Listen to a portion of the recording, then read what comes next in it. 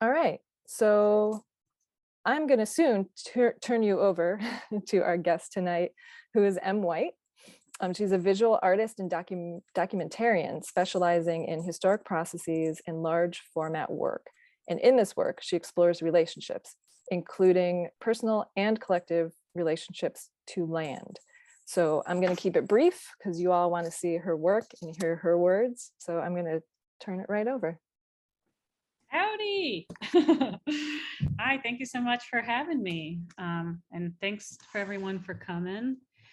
Let me do a screen share for y'all. Here we go. Hello.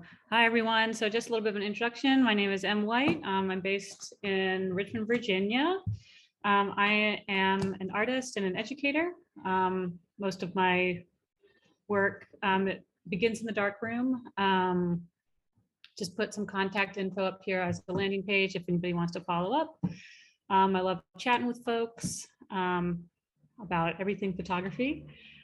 Just as a note for today's presentation, I'd like for it to be fairly, loose and open. So, if anybody has questions, feel free to kind of pipe in and ask as they come. There will be a question moment at the end as well, but like if you have a clarifying question in the middle, I'm happy to kind of pause and answer. My only request is that if it's like a hyper-focused process question, we wait till the end for something like that. And yeah, I guess, sorry, I was seeing what the chat was, but you guys can see that I can see the chat. But yeah, just to get started, yeah, my name is M. White. This is my website, my email, and you can find me on Instagram on that page. So yeah, I am an artist who work with historic photographic processes. Specifically, I work a lot with wet plate collodion and large format film. I kind of began my photographic story with large format photography, specifically wet plate. I have I consider them to be two distinct artistic practices. A lot of my income comes from portraiture, using these historic processes.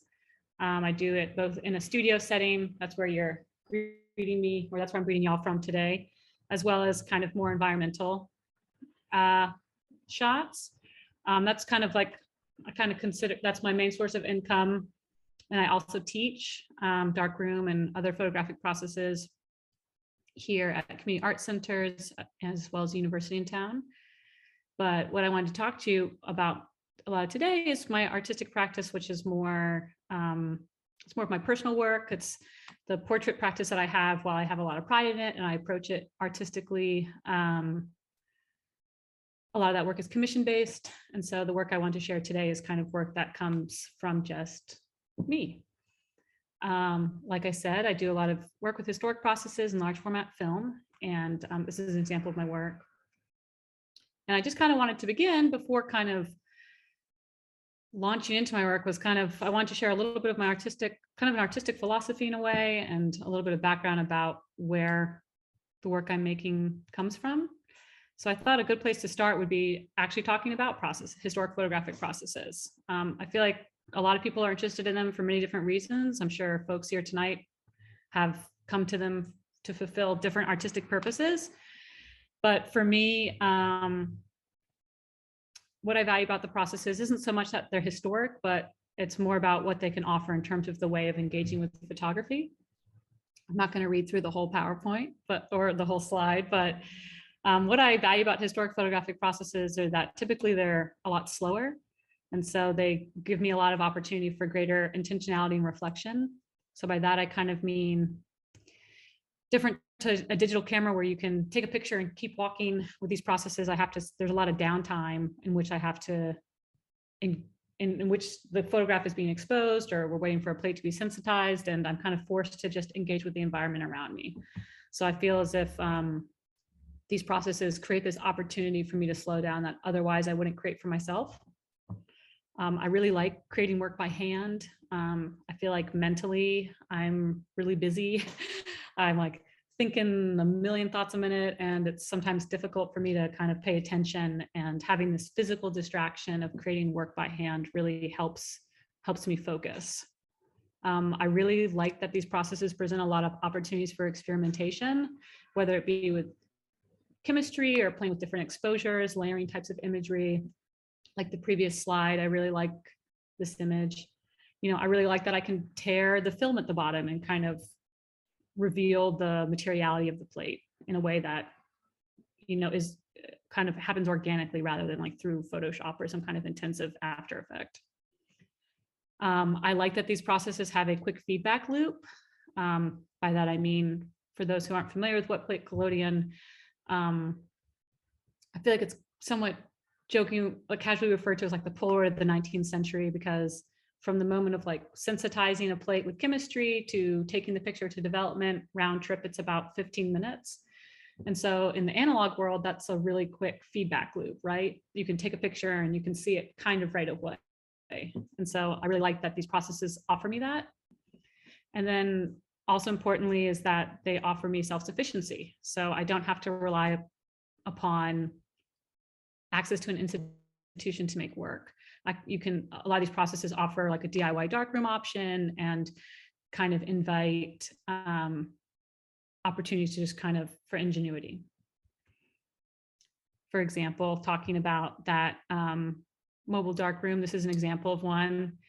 My dream darkroom, this is not my truck, a truck I borrowed, but the ability to be able to like take work with you and not have to rely upon somebody else providing this space for you to work. That said, what I am not interested in exploring with historic photographic processes is really any old-timey or historic recreation work. I think there's like a place for that type of work, but it's not really anything that's relevant to what I'm exploring. And kind of tied with that, I'm not really interested in like an overindulgence or exploitation of nostalgia or romanticization of the past. I often joke that like what I like least about these processes is that they are historic. Like, I don't believe that it's better because it's like a traditional way or compared to digital. I like what they offer for other reasons. Also, I'm not really interested in exploring like the techie side of like silver grain particle or focus or da da da. It's like those are great elements, but they're not what make it a great photo to me. I think you can make a great image with any photographic tool, and I just happen to choose wet plate collodion. And with that said, yeah, I'm not really interested in fetishizing process to the point of imposing analog purity. My own artistic practice is an analog digital hybrid. Like I said, a lot of my work begins in the darkroom or it begins with film. Maybe I'm shooting large format film, maybe I'm making glass negatives, but it doesn't mean that it ends in the darkroom. I don't think that the path is always A to B, negative to darkroom print.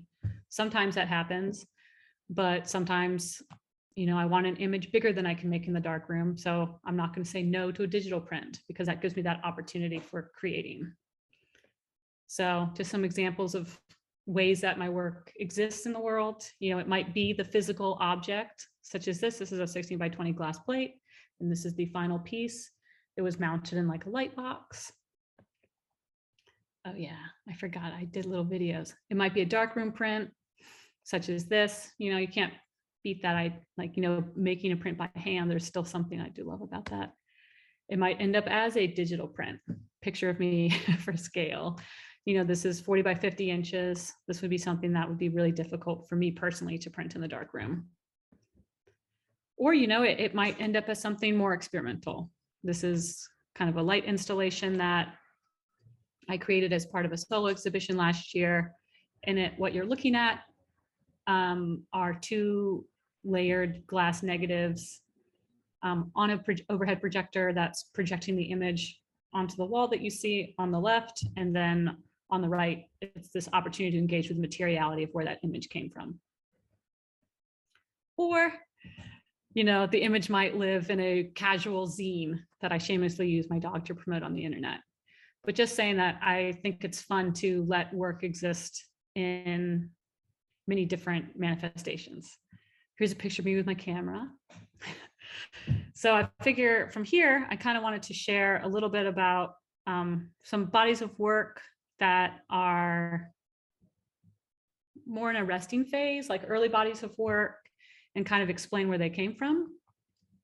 Um, and yeah, the first one is called Accumulated Memory, and the second one will be Within City Limits, and they kind of blend into each other. But yeah, I'll kind of dive in. So kind of like talking about artistic philosophy with photography. With my work, I am interested in using photography as a tool for the expressive self rather than exploring it necessarily as a tool for documentary purposes. By that, I mean that yes, a lot of these images you're about to see are site-specific images. A lot of the early ones are taken on the property where I grew up, and later ones are taken in the city that I live now. But while they're site-specific, they're not really about those places specifically. It's rather I'm using these places as a vehicle to communicate kind of an emotional response to beauty. I'm really interested in exploring what can photography do, or what can the camera do that the eye can't. So I like the idea of playing with creating an image where it suspends the scene in front of you in a state of, you know, being out of focus, right? Because like my eyes are not able to do that. But I can do it with a photograph. I can create this soft image, or I can do an extended exposure that essentially is a singular image that distills a segment of time to one frame, right? I'm interested in exploring the way that photography can be a tool for the expressive self. So these images that we're looking at right now, they're from I kind of call it my first body of work. It started out being called Familiar Landscapes, a play on the term familial, relating to the property where I grew up in rural Virginia. This body of work began in 2017. I found myself kind of unexpectedly living at home again after some life plans didn't shuffle out as I planned. And kind of in that moment of picking up the pieces and figuring out where I was going forward, I found myself, rather than looking for jobs or, you know, considering real concrete ideas, I just found myself taking photographs of the surrounding landscapes, both on the farm where I grew up, as well as kind of along the railroad tracks. This image is just summer weeds. I kind of began this photographic practice, and the best way I can describe it is it's a practice that is responding in the purest form to beauty. I think a lot of times, I think today, you know, we might find an art world that is reluctant to embrace beauty as something necessarily worth making art about. I would say that for me, when I'm speaking about beauty, I'm not describing something merely superficial. I'm describing something beyond the superficial, beyond just like pleasure. I'm describing a more somatic experience. So for me, like, yeah, beauty, I can't describe it, but I can tell you when I see it, right? But for me, when I'm talking about beauty, I'm talking about kind of when you experience something that evokes awe, immense gratitude, wonder, curiosity. And in that moment of awe, it kind of throws you into a hyper present state. I recently listened to someone speaking about how beauty can be this tool that can be used to interrupt our thoughts, right? Because no matter where you are in your head, when you notice, I don't know, a bird, for example, that's all you think about for just that moment. And it works as a moment of disruption. So I kind of define beauty as disruption. And so for myself personally, you know, I'm someone who sometimes, I'm someone who struggles with mental health and anxiety. And I struggle a lot with kind of cyclical obsessive thought patterns. And sometimes it's really hard for me to be present at all. And beauty is this intervention in my own thinking. And so for me in photography, I often describe it as being significant in two moments. The first moment is the moment of being intensely present, the moment of noticing, and consequently taking the photograph to try to engage with that feeling. How can I document that feeling of awe, that feeling of beauty, that feeling of reprieve? and how can I take that moment and extend it?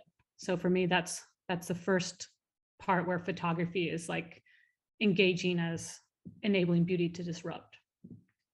The second moment for me with photography in this is after the picture, it's revisiting it, revisiting that feeling.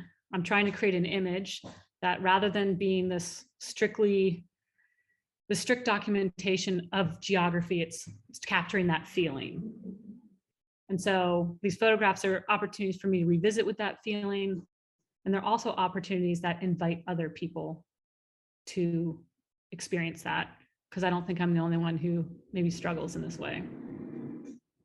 And so kind of for me, photography is opportunity to slow down, and these photographs are entry points for other people to engage in that space.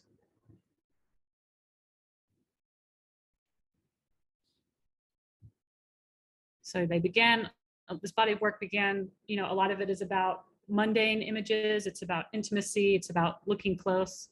I'm not really photographing vast landscapes. It's more about kind of hyper focusing on something in that moment, which is kind of circling back to utilizing photography as a tool for disruption. For example, here, it's just about that subtle light on the pawpaw. This is a great image to talk about, where it's like a lot of my work trends on the darker side, like it's a lot of shadows. And, I once had someone comment that the images were sinister. They were so dark. And for me, I don't see them that way. I'm not trying to, I'll go back. I'm not trying to communicate that there's something foreboding about this scene because it's so dark. Rather, I see dark imagery as an opportunity to look closely. I think when it's dark, you have to look close to see what's going on. And that's kind of how I want someone to engage. That's the space that I'm trying to create with my work. So, yeah. Again, just, a mundane scene of a plant on a fence. The lights at dusk as they hit the overgrowth. And so, yeah, this body of work was familiar landscapes. Eventually, I moved away. I moved away from home again. And that took me to where I am now, which is Richmond. And I kind of continued this practice of photography, using it as this tool for intervention, using it as a tool to engage in the world in a place that felt more present, less overwhelming. And so I began continuing that practice as I did at home when I moved to Richmond. And that kind of leads me to this body of work, which I titled Within City Limits. Again, this body of work is not site specific. I'm not attempting to create like a visitor guidebook of Richmond, Virginia's like natural beauty. It's not an advertisement for that. Rather, again, it's about translating a feeling that these places offer. It's not about Richmond, but in this case, the part of it being in a city is important.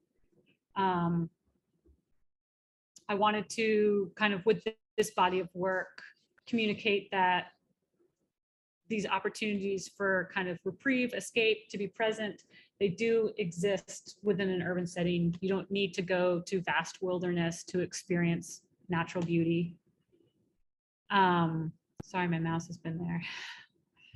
I also wanted these images in a way to serve as something advocating for the preservation of these spaces and for greater environmental stewardship. Because I strongly believe that if we invest in these natural spaces, that everybody benefits. The whole community benefits when the river is healthier, whether it be from opportunities for recreation and joy, or whether it be about,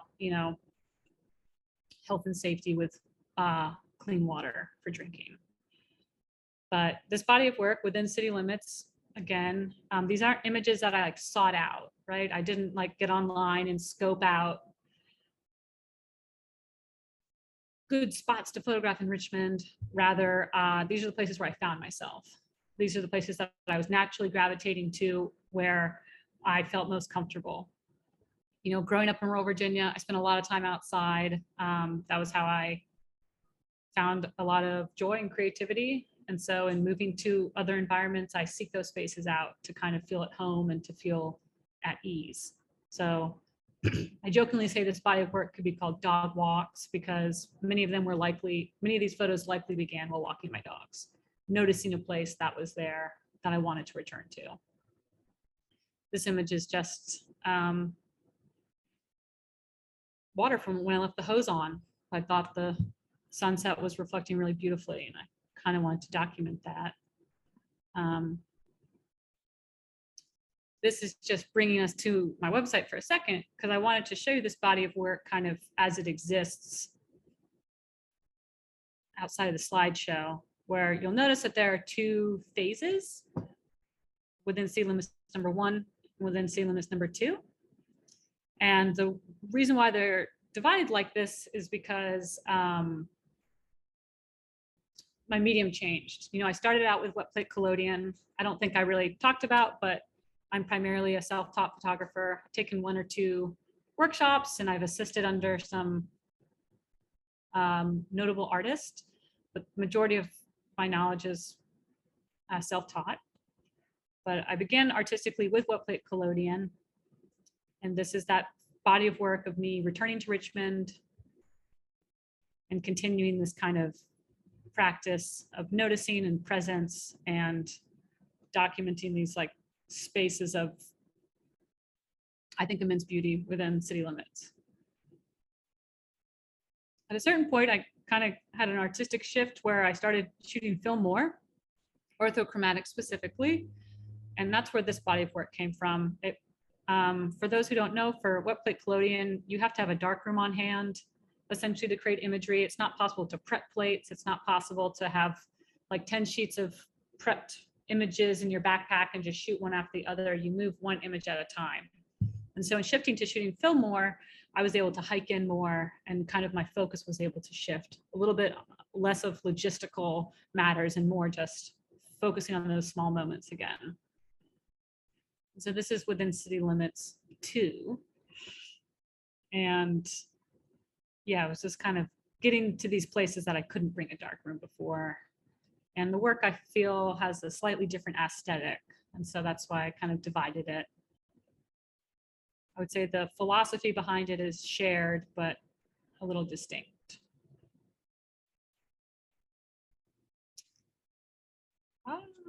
But yeah, so those are kind of like my first 2 bodies of work. Someone talked in the chat. I'm Adrina. Yes. From here on, can you talk about it, please? Sure.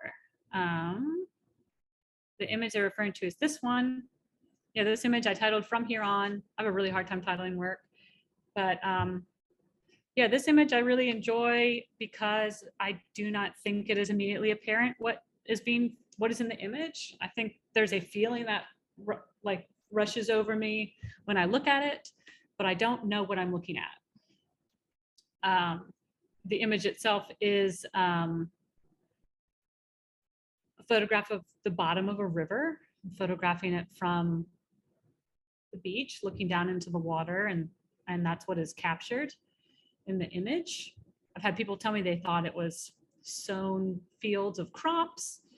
I once asked my nephew, and he said it looked like, he was 6 at the time, he said it looked like people struggling in a dust storm. But it's a photograph of the bottom of a river, you know, like the way that the water will shape the ground. Chat. But yeah, that is what this image is. And this is a collodion glass negative that I later printed as a gelatin silver print. A to B path there. But yeah, so I made these 2 bodies of work, the familiar landscapes and then within city limits. And that kind of brings us to 2020. You know, a lot of people had a shift in their artistic practice then when the pandemic began. I feel like that's a time when a lot of people actually found themselves maybe experiencing the way that beauty can be a disrupting factor in a positive way, but maybe it wasn't as apparent that was going on. A lot of people got outdoors. A lot of people experienced the reprieve that you can that nature and natural beauty can deliver. I found myself kind of in line with stay-at-home orders, just exploring more areas close to Richmond, but because I didn't want to be around people, I found myself seeking even more secluded spaces. And so I went to an area called Blackwater Swamp in Virginia. Interestingly, swamps are not always swamps. Swamp is a term that can be used to describe a creek, which I learned. I researched the registries of swamps. And this was the closest one. And I went here kind of seeking solace. And again, like kind of, if you think about the way that like I'm using photography as this tool, somewhat for mental health, it kind of became this imperative for me to start making work again, however that was. And I first was photographing the spring bloom. I brought home flowers every day and taped them on the wall and would photograph them just as something to focus on. And then when it felt safer, I started getting outdoors again and photographing the Blackwater swamps. And these images, again, are dark, but they're about light. It's about the light that we're finding in these spaces. A lot of them are images that are, the focus is supposed to be the light reflected on the water, such as this one. This one's called Ad Astra, which means things are for the better. It's also the name of a Brad Pitt movie, apparently. But, you know, this image is literally documenting the sky as it's reflected in the dark waters of Blackwater Swamp. And those are kind of some recent bodies of work, kind of even getting a little bit more recent with where I'm at today. You know, a lot of these bodies of work I've shown you, I kind of categorize them as old work. I had a solo exhibition last year and I joked that it was a retrospective. A lot of these images were in that show. And I joked about that because it feels like artistically I've been shifting a little bit, where I talk about how I'm creating these representational images that aren't representational. They're more about a feeling. And as time has gone on, I've been trying to explore more ways to make images even less representational, maybe more convoluted, a little bit less immediately apparent. And but something else I've been trying to challenge myself to do is to kind of get out of maybe an anxious space when creating work. And one of the ways that shows up for me is I don't like it when people notice me taking pictures. And so I've been trying to force myself to photograph people more with landscapes.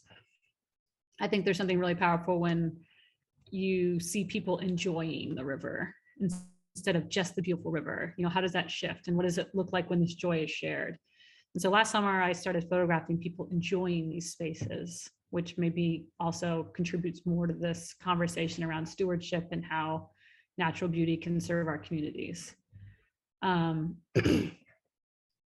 But, oh yeah, big shift. But that's more recent work with collodion. But on another strand, you know, I have started traveling to places in which I have absolutely no knowledge or emotional connection at all, and trying to kind of see, where does my work fit, right? Like, can 35 millimeter film, sorry, I've got a mailman, one moment. No, it's them. Yeah, I think so. Yeah. Sorry about that, UPS guy. But yeah, so, but again, so like with kind of talking about like a shift in my work, I'm shifting away from collodion more towards film.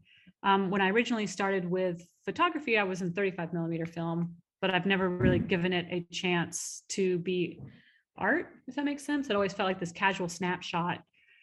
And so kind of in where I've been going artistically is like trying to return to the ways in which, like, what work am I allowing to be art? What work am I kind of disregarding as potential? And with that also, what places? And so I've started photographing outside of the immediate areas in which I'm living to see what that work looks like, right? So I found myself going on a trip to Arizona last year, and I was really pleased with these images. It's kind of continuing,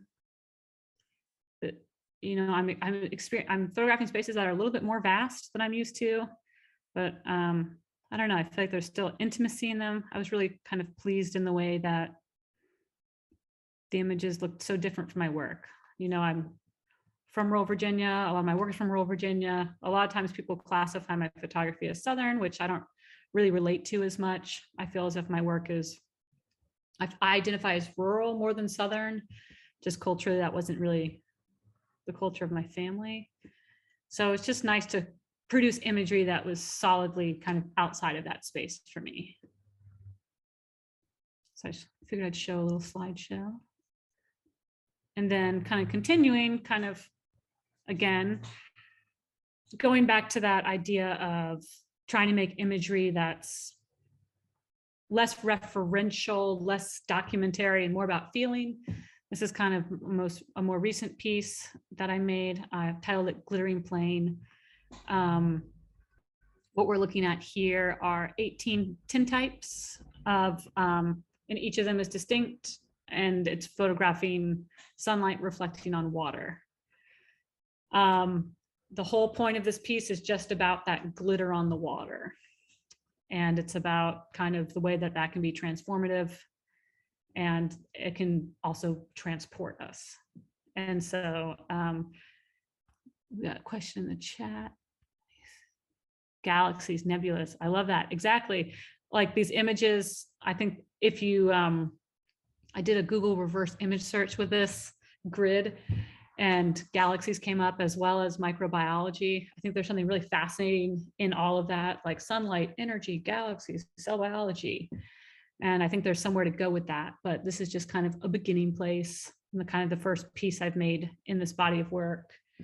And it's just about like centering and appreciating this very visceral, positive space for myself personally. And then again, talking about going to a less representational space. This is a little bit more minimal. Again, talking about what can the camera do that the eye can't do. This is a combination print from 4 negatives. Each of them was taken on a different night, 4 consecutive nights of the moon rising over the James River here in town.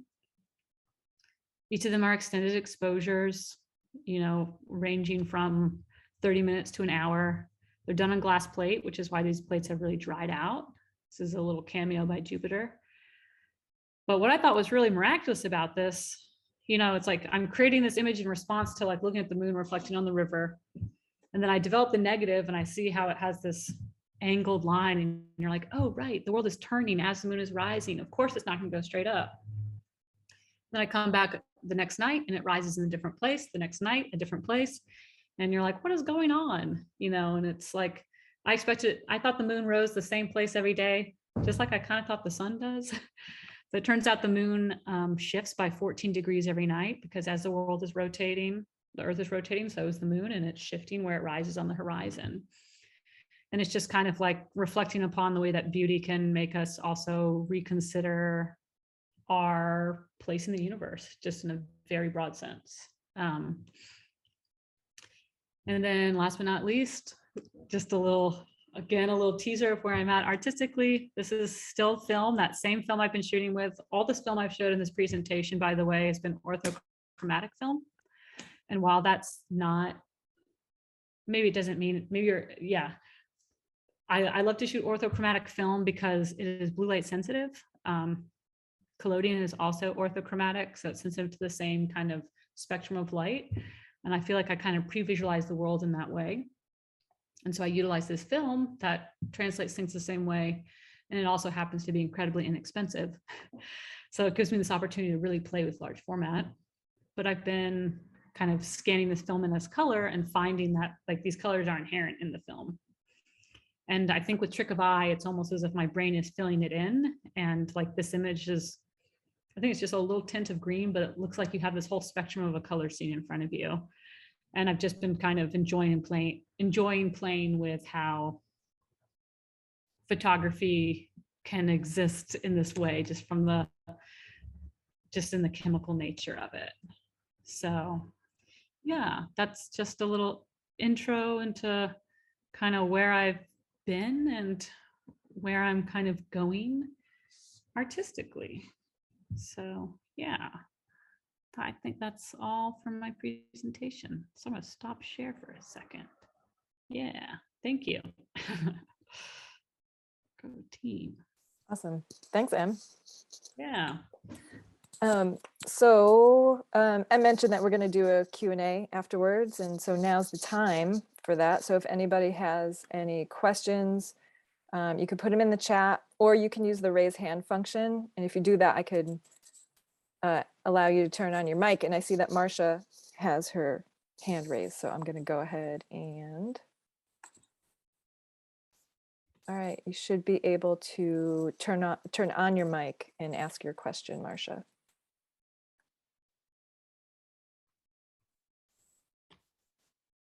Uh-oh. Marsha's my mom. Oh. Hi, Mom. Hi, Marsha. Mom, your mic is on.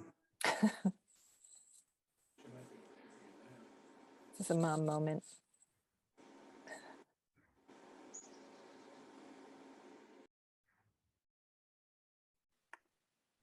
I think maybe it was a technological confusion. Okay. If anybody else has any questions or comments, we can also save the chat. So if anybody has any comments, rather than questions that need to be answered, if you have anything that you want to share with Em, you could put it in the chat and I'll save the transcript and share it. So go ahead and feel free to put any comments as well as questions that you may have in the chat.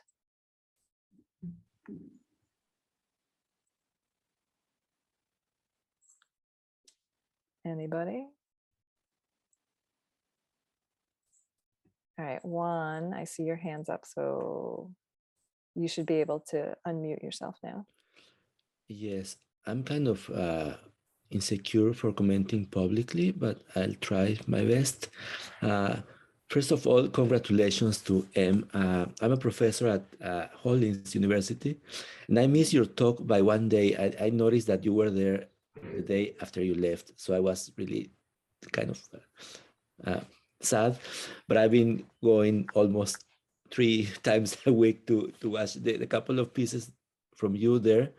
And somehow what you're saying today confirms a lot of things, impressions. I'm just fascinated by your work. You're able to capture the energy, like the spectrum of places. Of course, you're saying that you're not trying to portray or give an historical accurate rendition of a place, but more, yes, trying to capture that. You say feeling, and for me, it's an energy. Another thing that fascinates me is how I don't know what I'm looking at sometimes, and you confirm that. And there is that disruption is truly operating when one is in front of your work. At least the few ones that I have had the privilege to observe and live. And yeah, I'm just fascinated. I'm really with you when you say that this defense of beauty. Yes, it seems like contemporary art, a lot of conceptual art, tries to avoid beauty as an almost a taboo word. No, why not embrace it? Not in and because it is there anyway. So I love the way you don't ignore it, but make it new somehow. That's it. I don't have much more to say. Yes, thank you. Thank you. Thank you. Yeah, thank you so much. But yeah, I have the piece I showed of the glittering plane and the swimmers in the river are on view at Hollins University right now. Just if anyone's in Virginia, it's in Roanoke. Yes. Yeah, thank you. Marcia put a question in the chat per Wayne. Why did you choose the self-directed approach? I feel like I don't know if choosing a self-directed approach was necessarily a conscious decision, right? Like I'm like A or B, it's just kind of like intuitively following what feels good and intuitively exploring things as they interest me and just kind of trying out things in life and checking off yes or no and continuing to the next. I would say that it's just been kind of following intuition more than necessarily like a conscious decision to go that way. We have a few comments, so I just wanted to go through those. One is from Kai Lewis, who actually, Kai is going to be our next speaker in 2 weeks. So if anyone is familiar with her work, you can sign up on the website to join us in 2 weeks again. But she says, thanks for sharing the work. And this is the first time she's seen it, which is great. And there's so many similarities in thought process to hers. And the images are beautiful and they resonate very much with her. Thank you. And then Linda is enjoying the concept of using photography to capture a feeling. And that just makes me think of the concept of beauty as a disruptor, which is very kind of eye-opening and a little bit mind-blowing. Peter also says that he thinks that too much photography is trying to save the world, but I appreciate your approach to beauty and the world around you. But it is kind of trying to save the world too. Right. Just a maybe less directed way, right? Just a more observationist methodology for self-preservation and thus world preservation. We do have a question from Frank, and he's wondering if you can elaborate on your use of orthochromatic film. What is it about that appeals to you, and how does it help you realize your visions and feelings? Yeah, so orthochromatic film, I feel like there's two aspects to it that I really like, or maybe more than two, but I really gravitate, as I was saying earlier, to processes that are slow. I like it when the emulsion speed, we'll say, is slow of something, like something that's not incredibly light sensitive. I like when something is set up to show blur, motion, to be an extended exposure. I like filtered light. And so orthochromatic film, its ISO is somewhere around 4 to 6, right? If you're, sorry, just for some folks, orthochromatic film is a film that's like a specialized film that was like made initially for kind of printing purposes and graphic design purposes, but you can modify your developer and dilute it, like restrain it really heavily, and you can have this full tonal range.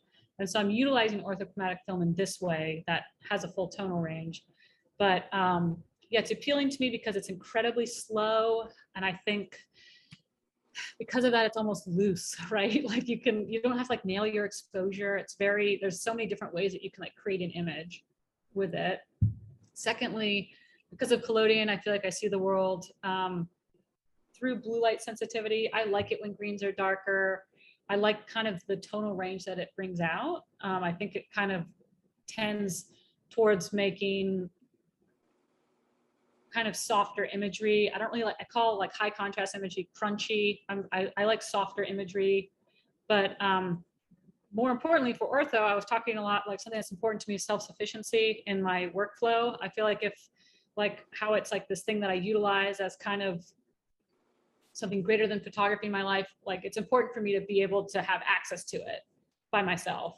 And so orthochromatic film, is really, really cheap. You can get a box of 50 for $14. So it allows me to play in this way where it's like, I don't want there to be high stakes. Like large format photography can be pretty stuffy pretty quick because it's so expensive and people are like, oh, every shot has to be worth it. You know, and you can calculate it in your head, like this sheet of film and the processing of it, it's going to be $8. I don't know. So I love that it's cheap, so I can just kind of shoot them off. Secondly, because it's orthochromatic, it's not light sensitive to red. So you can develop it by sight in the darkroom. So it means that like the development process is not cumbersome for me in the way of like, you know, loading sheets into a tank in the dark and you're just like, oh my God. Instead I'm developing it by sight, and every image I see it as it arises, and it has like that same, like I sometimes like describe when I'm making work, I feel like this like frantic joy or excitement, and like you're so hyped up when you see it. And I get that with orthochromatic film because I'm watching it develop. And also consequently, if I don't expose it correctly, I can like plunge it into the stop bath and save an overexposure.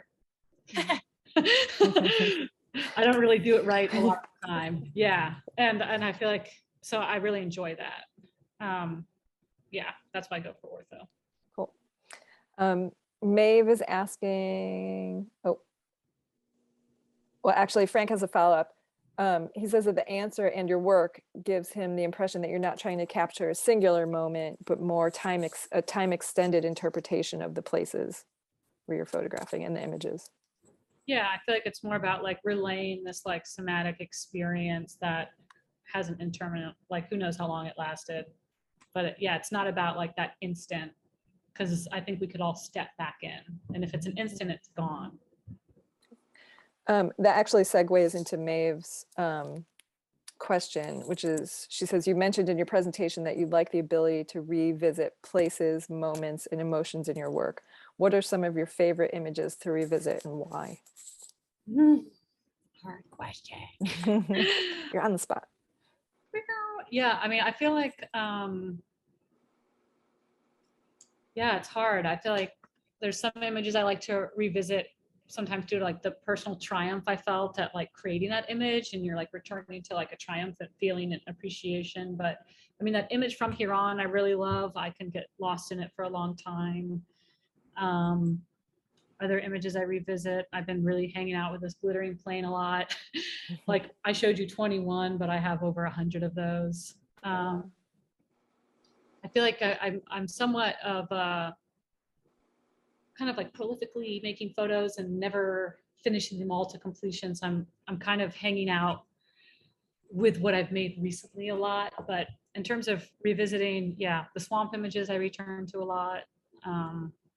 But I don't know. I've recently been like revisiting all of my rejects. I like recently did my archives, and I was like, and I feel like in the beginning with some of these alternative processes, like it's really easy to obsess about a plate being clean. You know, you're trying to get good and figure out what's going on, and you're focusing on kind of the technical aspects of image making. And now going back to this early work where I don't care about technical aspects anymore, I'm revisiting it for the image, and it feels good. That actually, Kai had another, a question now, and she's asking, with your use of collodion, do you love the serendipitous nature of it? Which kind of ties into what you were just saying. Ooh. Yeah, I would say kinda. I feel like there's like a realm where collodion gets like this rep as being so serendipitous, and I think it like kind of is. But I think there's like a lot more control in it than we really acknowledge. And so for me, I'm never expecting serendipity. I feel like it's very rare that the image creates something brand new. I feel like I like collodion because it has this quick feedback loop, and maybe what I'm noticing, the serendipity, it's not the collodion, it's like, oh, seeing that image in a photograph, I'm noticing something else. Mm-hmm. But I do like that with collodion. I actually like intervene, and I touch it with my hands, you know, I'll like sneeze on it, you know, I'll do something to like intervene in the chemical perfection. We can call it serendipity. Well, so there's a little bit less of like a technical serendipity and more serendipity as far as like the outcome and how you're relating to the image that you get. Yeah. I think there was like a lot of serendipity in the beginning before I knew what I was like doing from a technical standpoint. And I like, every time I teach a workshop, I feel like my students, I'm always like, I wish I could go back to that place. I wish I could make that image again. But it's like, I'm so mechanical that I don't get a lot of those cool mess ups. But I try. Yeah. All right, anybody else have questions or comments?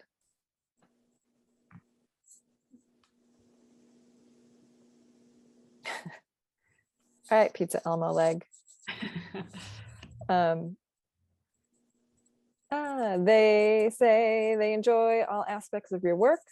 I know that our career field applauds photographers that stick to one kind of aesthetic. Has your film work been treated differently as you are more known for your collodion photography?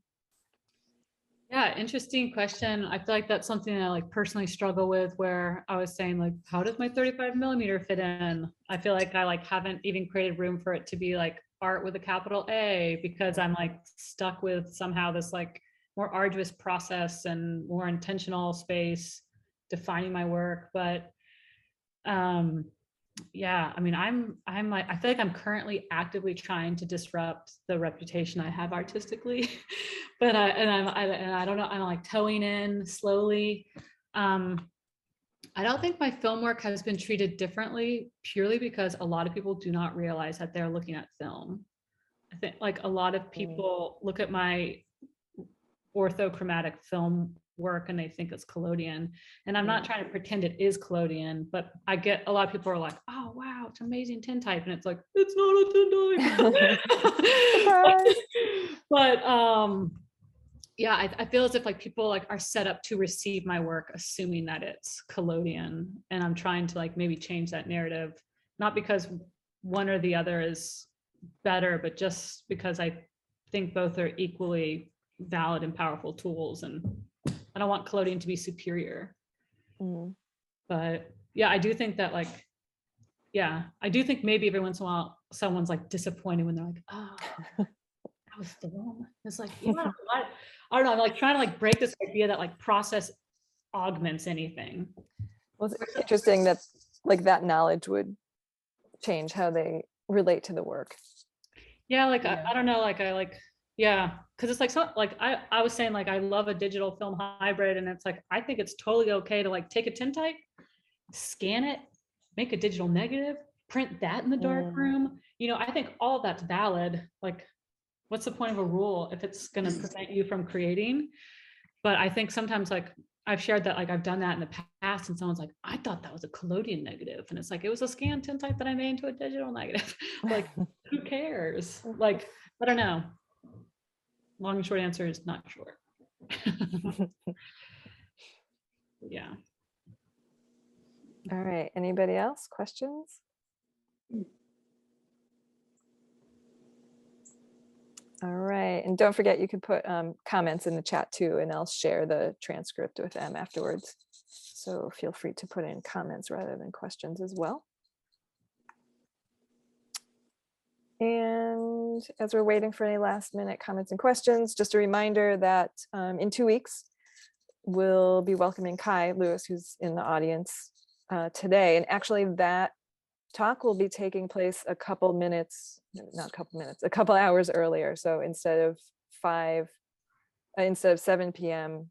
East Coast time, it'll be 5 p.m. East Coast time because Kai's in the UK. So if you are going to join us, just make note of that. It's a two hour earlier talk than normal. All right. So if nobody has any questions or comments, except that Kai needs to get to bed because it's 1 a.m. Thank you, Awesome. everyone. Inspiration. Hey, Jolene. Oh, yeah, shout out to Yeah, and thanks to Marsha for joining. Yes. Oh, Hello, Lisa. Lisa Elmo leg. Nice. Yeah. All right. Thanks everybody for coming, and good night. Thank you. Do a wave. I don't know how to do emojis. Here we go. Good night. Good night. Sorry, I'm lingering just to allow some last minute comments. All right. Good night, everybody. Bye.